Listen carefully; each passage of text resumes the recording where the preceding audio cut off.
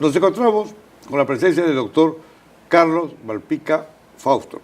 Él es presidente del Instituto Pro Gobernabilidad de la Educación Peruana. Esto es muy interesante, Pro Gobernabilidad de la Educación Peruana. Vamos a ver pues la percepción del desarrollo de la educación peruana en estos momentos. ¿En base a qué?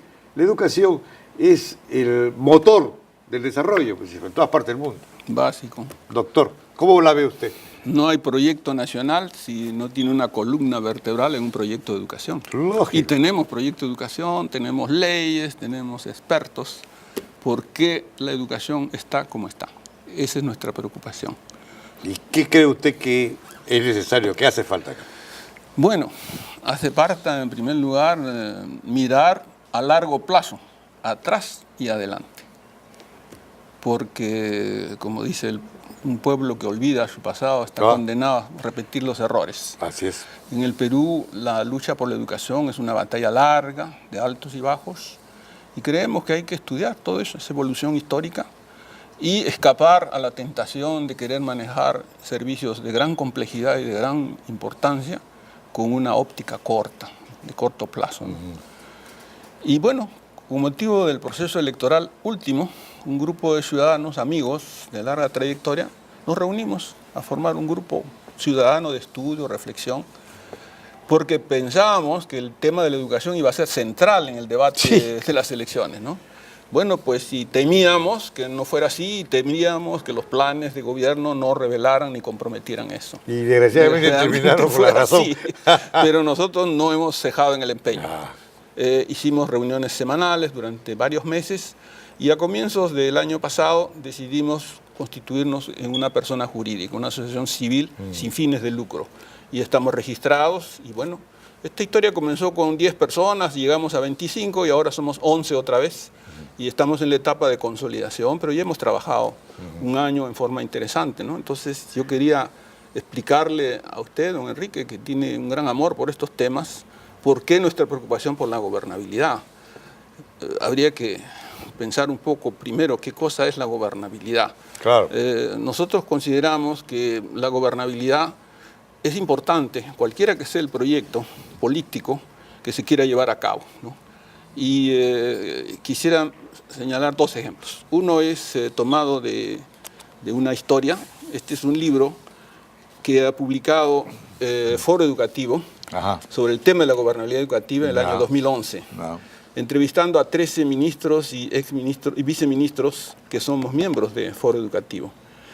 Y en el capítulo que me tocó a mí, mire lo que digo. Quiero contar una anécdota. En los años 80 en la India, la democracia más grande, no la más perfecta, pero sí la más grande del mundo, eligió como primer ministro a Rajiv Gandhi, de profesión piloto de avión. En una entrevista del diario Le Monde, a los pocos meses de estar en el cargo, le preguntaron ¿cuál es su experiencia de gobierno de la India? Y él dijo sencillamente, miren, cuando yo piloteaba un avión, yo sabía qué pasaba en el avión, actuaba y sentía que el avión me respondía. Eso yo no lo he sentido en estos meses como primer ministro de la India. Quiere decir que podemos tener un buen piloto, pero si el avión y las condiciones no lo permiten y no hay manejo. ¿No es así?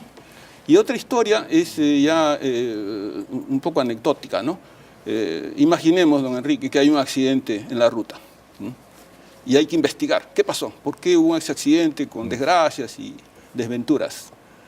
Si usted analiza, no va a analizar solo el comportamiento del piloto. Lógico. Tiene que ver todo lo que ha habido ahí. Lógico. Entonces, pensamos quienes estamos dedicados a estos estudios que eso es lo que está faltando en el Perú, ¿no?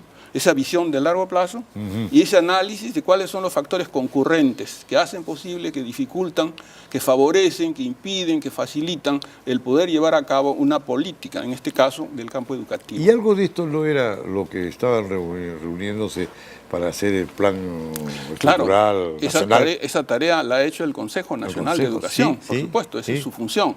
El Consejo Nacional tiene una larga historia en el Perú también y bueno, se reactivó al comienzo del gobierno de Toledo con un esquema un poco preliminar de restablecimiento y yo formé parte también de ese consejo y el consejo existe. Hoy el consejo en esta semana está presentando los avances del famoso proyecto educativo nacional que fue presentado, que fue aprobado por el gobierno y el Ministerio de Educación tiene la obligación en el mes de marzo de cada año por ley de presentar al Congreso un estado de avance de ese proyecto educativo nacional. Está bien. El Consejo Nacional ha preparado un análisis, lo está haciendo público, pero la obligación política es que vaya la ministra, en este caso, al Congreso, al Pleno del Congreso, así lo dice la ley, a dar cuenta qué ha pasado con este proyecto. Pero no solamente hay un proyecto nacional, las regiones también tienen proyectos, y los gobiernos locales también tienen proyectos, y cada institución educativa también tiene proyectos. ¿Y están concadenados todos o son dispares? Esa es la función que tiene que asegurar el Ministerio de Educación con el apoyo técnico del Consejo Nacional de Educación. Claro. Ese trabajo se viene haciendo. En la página web del Consejo puedes encontrar materiales. Porque si no hay orden, estamos en las mismas, ¿no? No, pues si uno se dispara por acá, por allá, y cada uno va a hacer a su manera, y a su aire, como dicen los españoles. Entonces nosotros nos hemos constituido en una asociación, un instituto, y realizamos estudios, hacemos propuestas, aportamos a las visiones más sistemáticas de la cuestión educativa, impulsamos coordinaciones, evaluaciones. Y, por ejemplo, el año pasado, 2012, nos hemos centrado en 3 problemas graves. El proceso de descentralización de la educación y la transferencia de la educación a la Municipalidad Metropolitana de Lima, que es una tarea que está inconclusa. Usted ve todo el gran debate que hay en este momento sobre los problemas de la educación en Lima Metropolitana, pues desde la reforma del 2003, la Municipalidad Metropolitana de Lima debería estar manejando la educación y no el Ministerio de Educación, que tiene otro rol de visión nacional, ¿no? Entonces eso es una tarea pendiente. Otro tema que nos ha preocupado todo el año pasado es la situación de la docencia, sobre todo de la educación escolar. Aunque algo se ha avanzado ahí, ¿no? Y un gran debate que ha habido sobre la ley de la reforma magisterial, con va y viene, los arreglos, ¿no? Nosotros estuvimos muy preocupados porque considerábamos que el Ejecutivo no debió enviar ese proyecto al Congreso antes de haberlo debatido. Lógico. Entonces le pasó la pelota, como dicen, al Congreso. ¿Y el Congreso lo archivó? Y el Congreso, bueno, pues trabajó, apeló, llamó, pero el Congreso no está hecho para ese tipo de trabajos técnicos. Usted sabe muy bien que en la historia del Perú los instrumentos fundamentales de la política y de la legislación escolar han sido hechas siempre por el Ejecutivo, que es el que sabe hacer las cosas y es el que tiene que decir cómo al Congreso las cosas se pueden hacer así, así. Si no, el Congreso está invadiendo una atribución del Ejecutivo. Nos parece que eso es una cosa desequilibrada. Y al no haberlo hecho así han surgido problemas de aplicación, problemas de demoras, de no pagos, gente que no le han explicado bien cuál es el cambio fundamental que ha habido, por qué le ofrecen un aumento, por qué no lo percibe, tropiezos de toda clase, ¿no? ¿Por qué? Porque los ejecutores de una política, o de un programa, o de un proyecto, tienen que participar en la elaboración de las normas y de los reglamentos, si no, estamos muertos, ¿no? Un tercer tema que hemos abordado el año 2012 es hacer un balance del primer año del gobierno de Ollanta Humala en materia de educación. Y lo analizamos desde el punto de vista del avance normativo, del avance institucional, del avance pedagógico y del avance de la situación magisterial, ¿no? El balance pues no era satisfactorio, siempre es así, generalmente en el primer año, ¿no? Pero creemos que análisis como que los que nosotros realizamos pueden ayudar al gobierno a encauzar, a fijar cuáles son las líneas principales, ¿no? Porque se van indicando cuáles son los errores, cuáles son los problemas. Y algunos se arrastran de tiempo atrás y también la población tiene impaciencia, ¿no? Y ya está frustrada que le han ofrecido tanto en los periodos electorales. Y hay cosas que no se pueden lograr de la noche a la mañana. Entonces, para los gobiernos es la tentación de dedicarse a lo que puede dar resultado, tiene visibilidad inmediata, y descuidar lo que es significativo. Aquellas cosas que demoran 2 años en prepararla, 3 años en ejecutarse y 5 años en rendir frutos.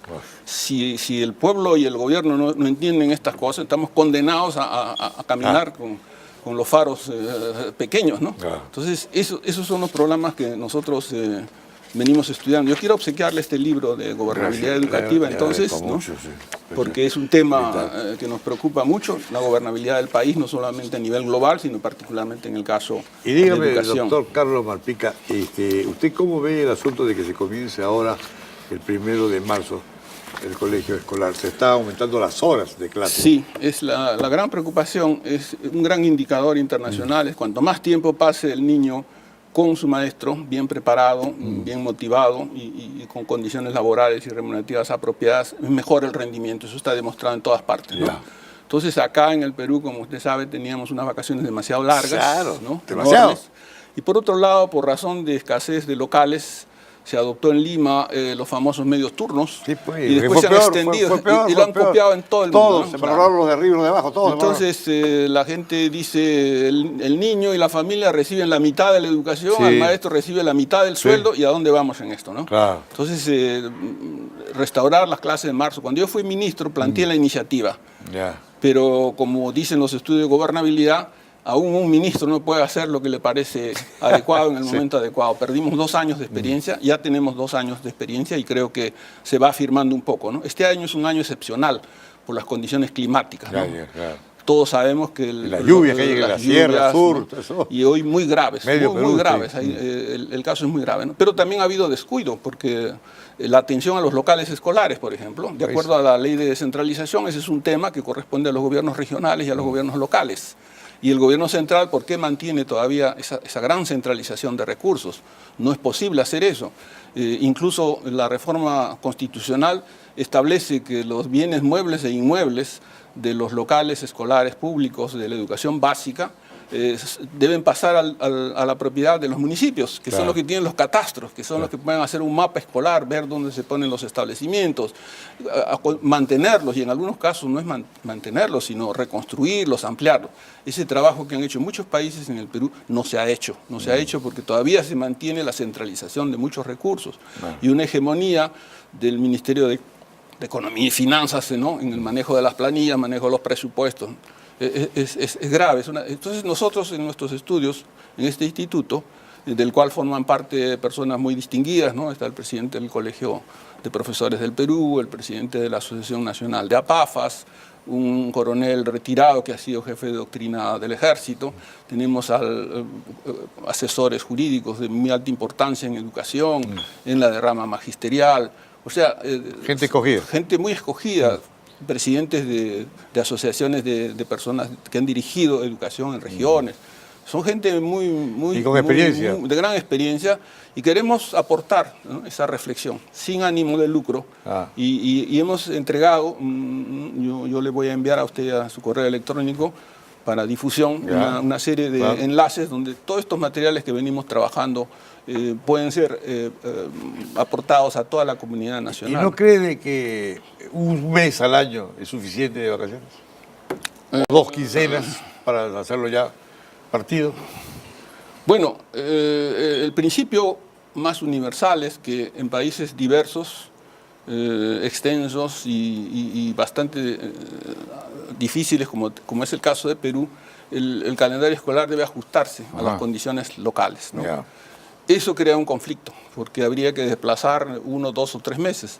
El otro principio es que hay que asegurar un mínimo de horas al año de trabajo con el estudiante.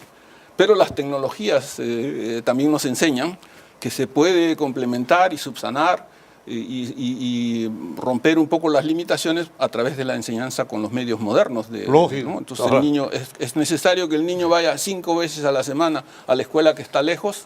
Podemos imaginar que puede ir 1 o 2 veces a la semana, los 2 o 3 días, trabajar con teleeducación, con radio, con casetas de internet, etc. Entonces, esas nuevas tecnologías nunca, por supuesto, el maestro va a dejar de ser fundamental en la política. Él tiene que dirigir este proceso, ¿no? Pero sí se pueden encontrar fórmulas, ¿no? La han encontrado países tan complejos como Australia, por ejemplo, ¿no? O países africanos, para poner ejemplo de los 2 extremos, ¿no? Eso es lo que hay que pensar en el futuro. O sea, cómo una política educativa se diseña, se armoniza con el plan bicentenario que tenemos ahora en ciernes, y cómo implementarla en un país como el nuestro. Un país difícil, ¿no? De grande diversidad cultural, en poblaciones que en realidad están hasta históricamente, parece que estuvieran todavía en otras épocas, ¿no? Y con problemas de base, de desigualdad, de tensiones. Esos fenómenos hay que tomarlos en cuenta. Y eso es lo que nosotros quisiéramos. No queremos que la educación se siga manejando desde Lima, con patrones estándares, con cálculos aritméticos, ¿no? Esa tiene que ceder el paso a la emergencia de los gobiernos regionales, los gobiernos locales, y sobre todo a nivel de la escuela y de sus proyectos. Queremos un director de escuela pública que tenga una capacidad de decisión, de manejo de recursos, de uso de nuevas tecnologías, de trabajar con la comunidad. Y eso es posible.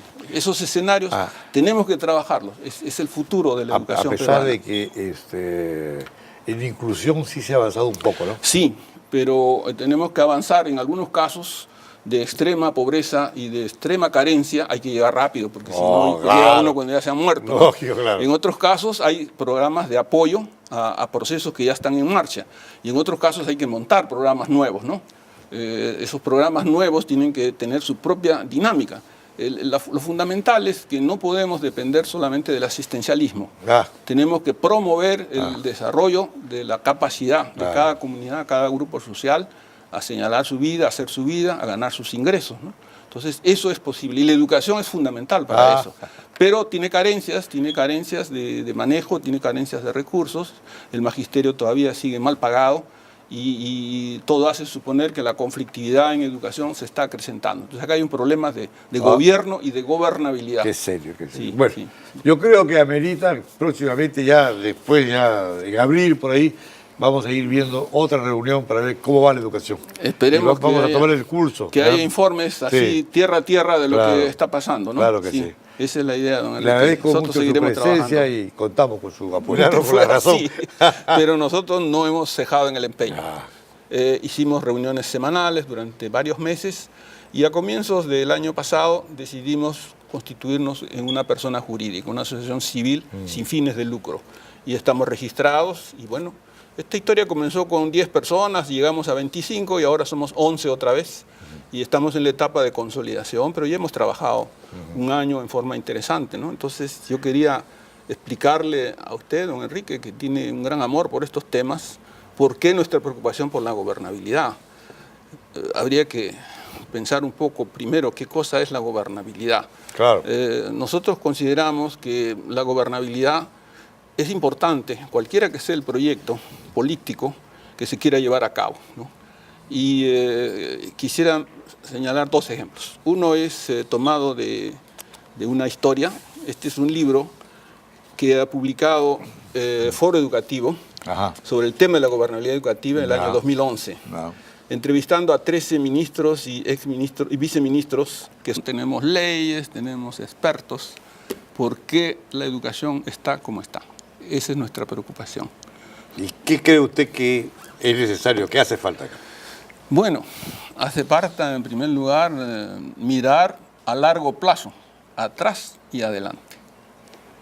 Porque, como dice un pueblo que olvida su pasado está condenado a repetir los errores. Así es. En el Perú la lucha por la educación es una batalla larga, de altos y bajos, y creemos que hay que estudiar todo eso, esa evolución histórica, y escapar a la tentación de querer manejar servicios de gran complejidad y de gran importancia con una óptica corta, de corto plazo, ¿no?